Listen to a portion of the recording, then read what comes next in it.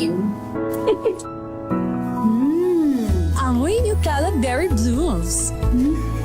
Amoy Kala, amoy good vibes.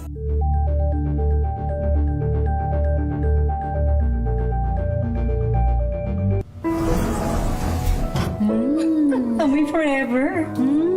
Amoy LQ. Amoy Nucala Berry Blooms. Amoy Kala, amoy good vibes. Sa lahat ng bagay, simula pa lang, siguraduhing max protection na. Kasi pag kulang ang proteksyon, baka madaling masira. Sa ngipin, dapat may max protection din. Max sa alaga ng Unique Toothpaste. With Max Protect Formula, help stop cavities before they start, while keeping breath fresh. Try Unique Maximum Fluoride Protection. Para max alaga, max protektado. ACS.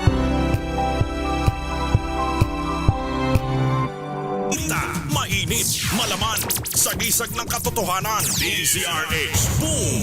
Balita! Boom! Balita! Magandang hapon Pilipinas, sa ulo ng ating mga balita. Boom! Balita! Boom! Balita! Tatlong mangingisda sugatan, 2 bangka nasira sa pambobomba ng tubig ng China sa West Philippine Sea. Boom! Balita! Boom! Balita! BICAM Conference Committee na tatalakay sa 2026 National Budget nagsimula na. Boom! Balita! Boom! Balita! Senator Bato de la Rosa, ilan pang senador absent sa BICAM meeting. Representative Romeo Momo nagsumite ng courtesy resignation. Boom! Balita! Boom! Balita! Vice President Sara Duterte tinawag na fishing expedition at pagtatakip lang sa korupsyon sa gobyerno ang inihaing reklamo laban sa kanya. Boom! Balita! Boom! Balita! Dagdag bawas sa presyo ng petrolyo nakaamba sa susunod na linggo. Balita! Boom! Balita! Magnitude 4.8 na lindol yumanig sa Balanga, Davao Oriental. Boom! Balita! Boom! Balita! At lalaki natagpuang patay sa loob ng condo unit sa Tondo, Maynila. Boom! Balita! Boom! Balita! Yan po ang ulo ng ating mga balita ngayong 13 sa buwan ng Disyembre 2025. Live na napapakinggan via 666 kHz sa Metro at Mega Manila. Kami po ang inyong mga lingkod sa pagbabalita. Ako po si Kyle Bulias. At ito po si Yuel Reyes. Detalye ng balita sa aming pagbabalik. Balita! Boom! Balita! RH!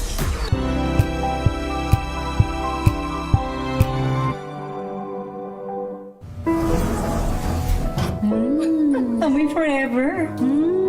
Amoy LQ. Amoy Nucala Berry Blooms. Amoy Kala, amoy good vibes.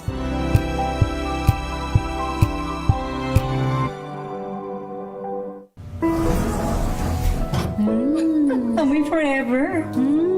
Amoy LQ. Amoy Nucala Berry Blooms. Amoy Kala, amoy good vibes. Healthy Minute, hatid sa inyo ng MX3. Hi, this is Dr. Edwin Bien. Namamanhid po ba yung kamay ninyo? Sa umaga, paggising po ninyo, ganun din ang inyong talampakan na parang makapal ito? Yung paglakad po ba ninyo, hindi na pantay dahil parang hinihila po ninyo ang kalahati ng inyong katawan? Yung mukha po ba ninyo, ganun din, hindi na rin pantay kapag nagsasalita kayo? Maaaring ito ay senyales na humihina ang daloy ng dugo sa inyong mga utak.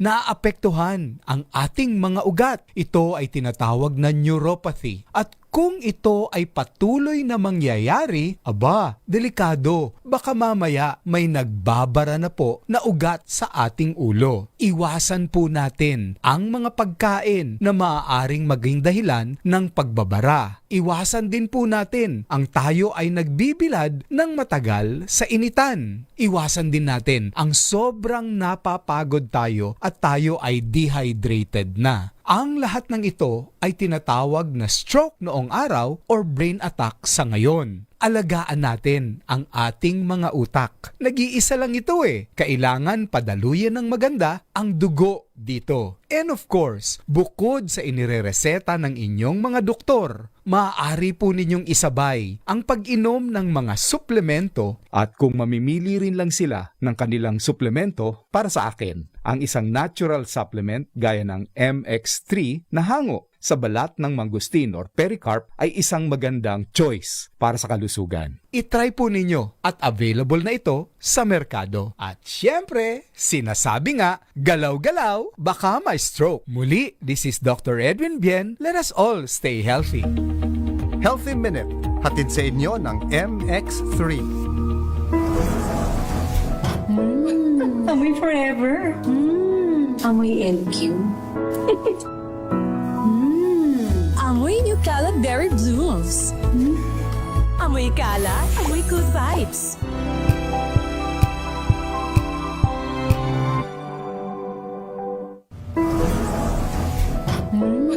Amoy forever. Amoy LQ. Amoy New Caleb Berry Blooms. Amoy kalat, amoy good vibes.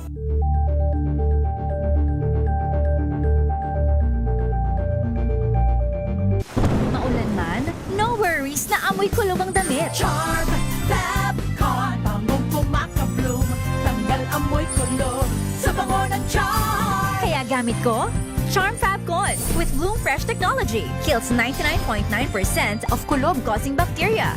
May aroma burst pa of thousands of flowers and berries. Ang sampay sa loob, no amoy kulob. Bangong kumakabloom sa charm. Charm Fabcon. ACS.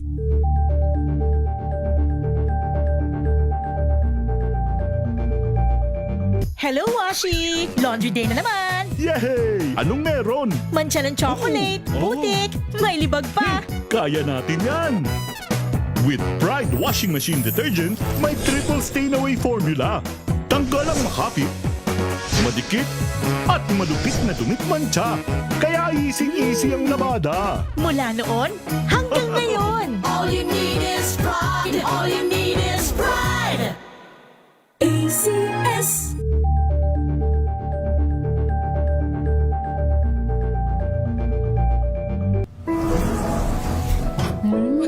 Amoy forever. Amoy LQ. Amoy New Caleb Berry Blooms. Amoy kalat, amoy good vibes.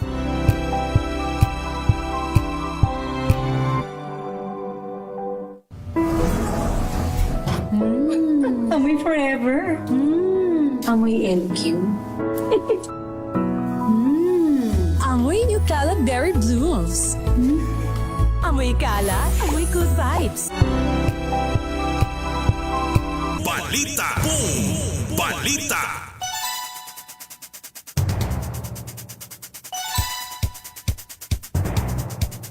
Alas 5:46 ng hapon sa detalye ng ating mga balita.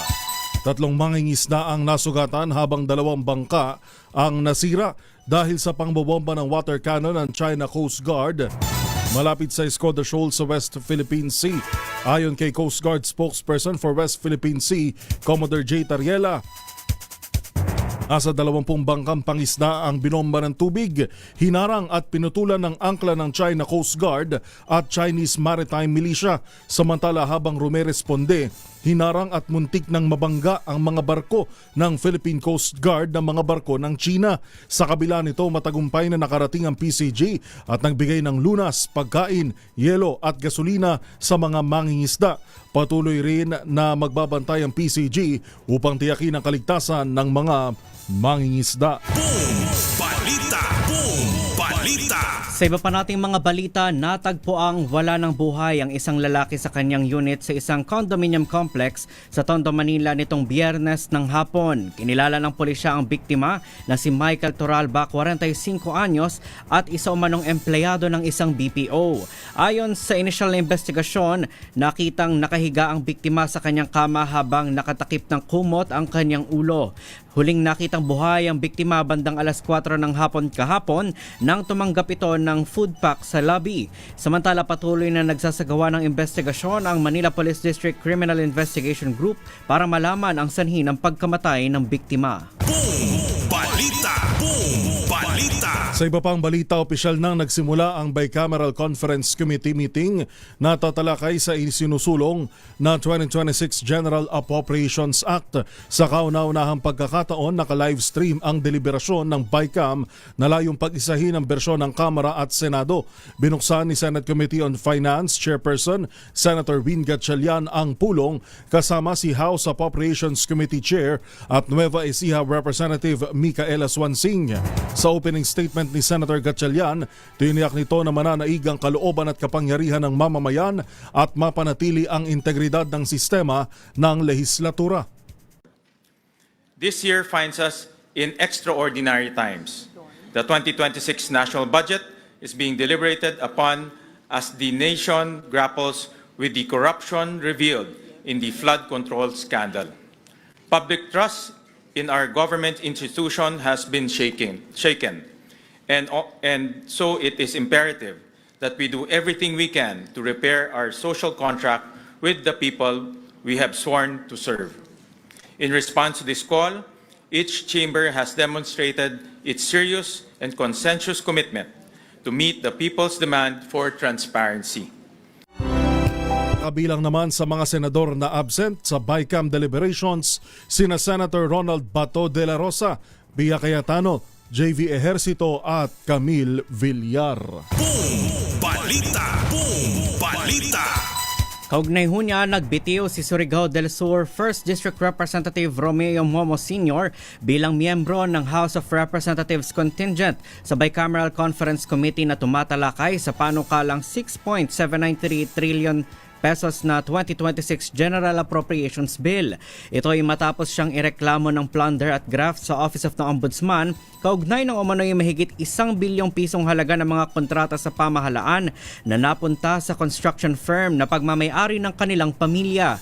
Pero ayon kay Momo, ang kanyang resignation ay hindi admission of guilt kundi pagpapakita ng delikadesa at upang mapanatilang integridad ng institusyon.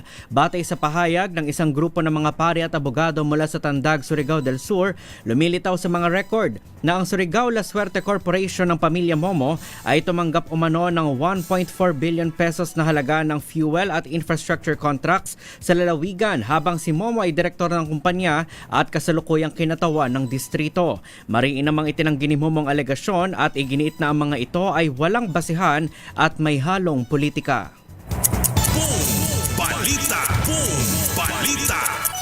Samantala, bumuelta naman si Vice President Sara Duterte matapos si reklamo ng plunder, graft, malversation, bribery at iba pa sa Ombudsman. Sa isang pahayag, inawag ni VP Sara na panibagong fishing expedition ang inihain laban sa kanya na tangka umanong iugnay siya sa mga isyong maaring gawing batayan ng impeachment. Hinimok naman ng Vice Presidente ang publiko na maging mapanuri at huwag basta maniwala sa mga paninira.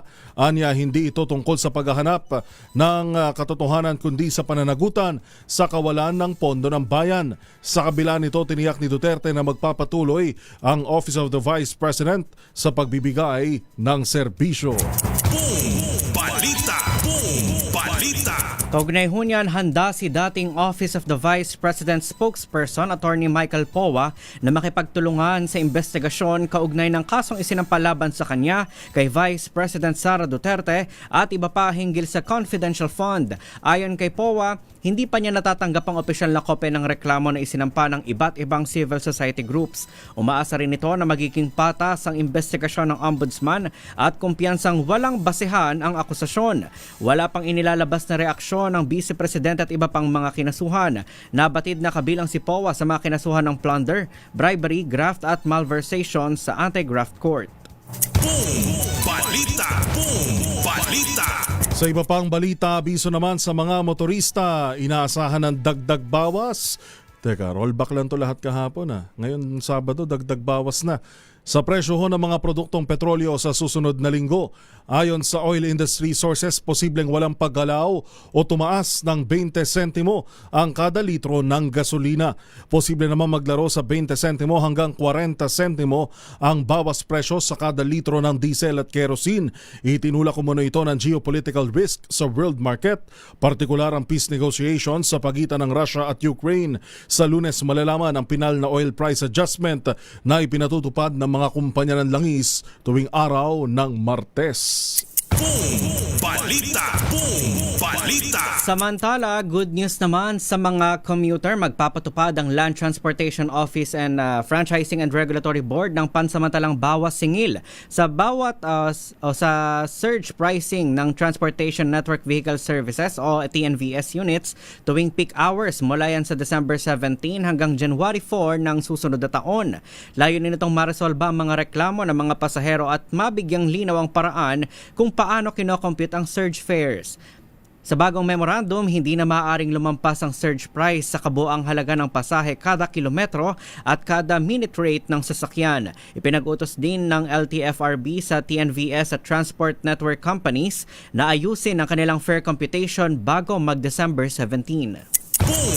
Balita! Babalikan natin ang ilan pang mga balita dito pa rin sa DZRH Boom Balita. Inyo pa rin pong nakakasama. Ito ho si Kyle Bulias. At ito po si Yuel Reyes, 6 na minuto bago mag-alas 6 ng gabi. Balita!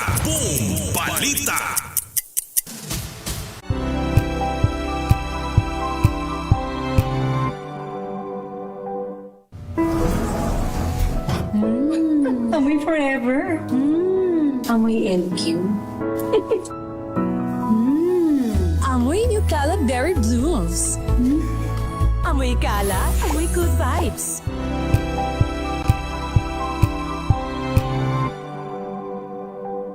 Sa lahat ng bagay, simula pa lang, siguraduhing max protection na. Kasi pag kulang ang proteksyon, baka madaling masira. Sa ngipin, dapat may max protection din. Max sa halaga ng unique toothpaste. With Max Protect Formula, help stop cavities before they start, while keeping breath fresh. Try unique maximum fluoride protection para max alaga, max protektado. ACS. Tanggaling-galing mo. Smart dishwashing paste ko. Pritong ulam na masebo, lalo ang kaldero. Tanggaling for everyday. Ganyan pag smart ang dishwashing paste. May double tanggaling formula. Tanggal ang sebo, tanggal ang bakterya. Pahit para walang bahid, linis fantastic sa metal at plastic. Number 1 ko to.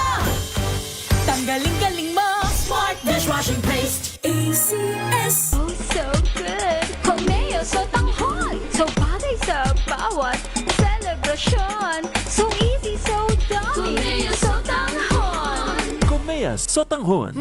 So good! Sotanghon. May nagbago! May arte! May budget! Akala nyo lang yon. So solid! White Rose Papaya, wow! White Rose! White Rose Papaya, wow! White Rose! White Rose Papaya! May glow up with the White Rose Papaya! White Rose Papaya! May puti power times 2 kasi may papaya at niacinamide. May shea butter and tea tree oil pa. Kutis sulit ang glow up! Glow up with the White Rose Papaya! White Rose Papaya. Kutis sulit ang glow up! ACS. Wow, ang saya. Isang barangay na labada, puro mancha pa. Goodbye, pahinga. Mommy, isang laba lang yan sa Pride Bar Blue. May powerful stain-away enzymes na malupit sa dungit mancha. At di masakit sa kamay. Isang laba lang yan. Hello, pahinga. Hello, Pride Bar Blue. ACS. Jiggy Manikad po. Bilang isang broadcaster, mahalaga sa akin ang tamang impormasyon. Sa lahat ng bagay, kahit sa food supplement, mapanuri ako. Kaya dito ako sa subok ng MX3 capsule. Ito'y may alpha, beta at gamma mangosteen. Para sa akin, sigurado ako sa MX3 capsule. Dito ako believe. Mahalagang paalala, ang MX3 capsule ay hindi gamot at hindi dapat gamiting panggamot sa anumang uri ng sakit. Amoy forever. Amoy LQ. Amoy New Caleb Berry Blooms. Amoy kala, amoy good vibes.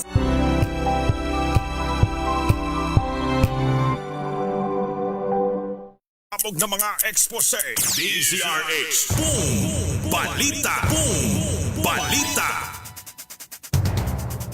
Balik-balita ho tayo, 3 minuto bago mag-alas 6 ng gabi na notify na ang Interpol tungkol sa kanselasyon ng pasaporte ni dating Ako Bicol Party List Representative Zaldico. Sa isang panayam, sinabi ni DFA spokesperson Angelica Escalona na agad nila itong ipinagbigay alam sa Interpol Office sa Pilipinas o sa Philippine Center on Transnational Crimes matapos matanggap noong December 10 ang resolusyon ng Sandigan Bayan. Paliwanag ng opisyal ang Interpol Office sa bansa ang magre-report ng passport cancellation sa Interpol National upang mailagay sa alert system sa lahat ng international border control ang pasaporte ni Ko. Dahil sa pagkansela ng pasaporte, hindi na maaaring mag-apply ng bagong pasaporte si Ko at wala na rin siyang validong o valid travel document para makabiyahe sa ibang bansa. Nauna nang sinabi ng DILG na nakikipag-ugnayan na ang ahensya sa Portuguese government upang beripikahin ang ulat na may hawak o manong Portuguese passport si Ko. Boom! Balita! Boom! Balita! Sa iba pa natin mga balita, aabot sa 20,000 pesos one-time service recognition incentive ang matatanggap ng mga kwalipikadong empleyado ng gobyerno ngayong taon. Alinsunod ito sa nilagdaang Administrative Order No. 40 ni Pangulong Bongbong Marcos bilang pagkilala sa dedikasyon at serbisyo ng mga manggagawa ng pamahalaan.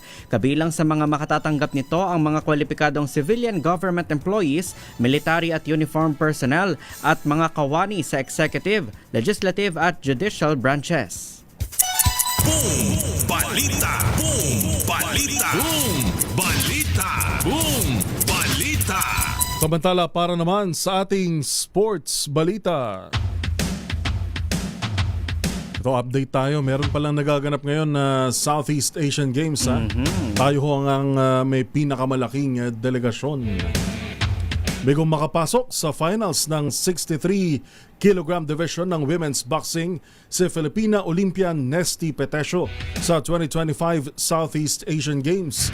Yan ay matapos siyang matalo sa laban nila ni Hassana Huswatun ng Indonesia via split decision. Dahil dito mapupunta na kay Petesio ang bronze medal. May medal pa rin bronze naman. medal pa rin. Para sa 63 kg division, sa kasalukuyan nananatili sa 5th place ang Pilipinas sa medal standing.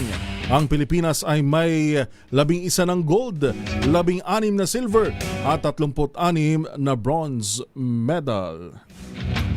Boom! Balita! Boom! Balita!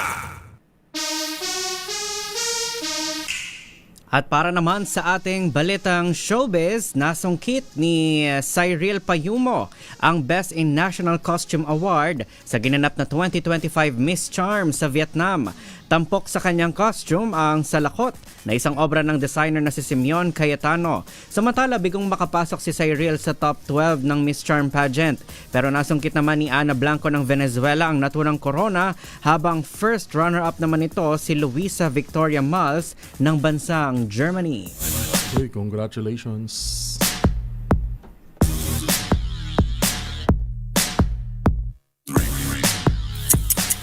Nagbabagang mga balita at sumasabog na mga expose. DZRH. Boom! Balita! Boom! Balita! Balikan natin ang ating headlines. 3 mangingisda sugatan, 2 bangka nasira sa pambobomba ng tubig ng China sa West Philippine Sea. BICAM Conference Committee na tatalakay sa 2026 national budget nagsimula na. Senator Bato de la Rosa absent sa BICAM meeting. Representative Romeo Momo nagsumite ng courtesy resignation. VP Sara tinawag na fishing expedition at pagtatakip lang sa korupsyon sa gobyerno ang inihaing reklamo laban sa kanya. Dagdag bawas sa presyo ng petrolyo nakaamba sa sunod na linggo. Magnitude 4.8 na lindol yumanig sa Balanga, Davao Oriental. At lalaki natagpo ang patay sa loob ng condo unit sa Tondo, Maynila. Boom! Balita! Boom! Balita! Yan na po ang kabuuan ng mga balitang itinampok sa pinaikling edisyon ng DZRH Boom Balita ngayon pong araw ng Sabado, December 13, 2025. Sa ngalan ng ating mga nakasama sa DZRH News Center, kami po ang inyong mga lingkod sa pagbabalita. Ako po si Kyle Bulias. At ito po si Yuel Reyes para sa DZRH. Una sa Pilipinas. Una sa Pilipino. Oras natin 2 minuto na, makalipas po ang alas 6 ng gabi.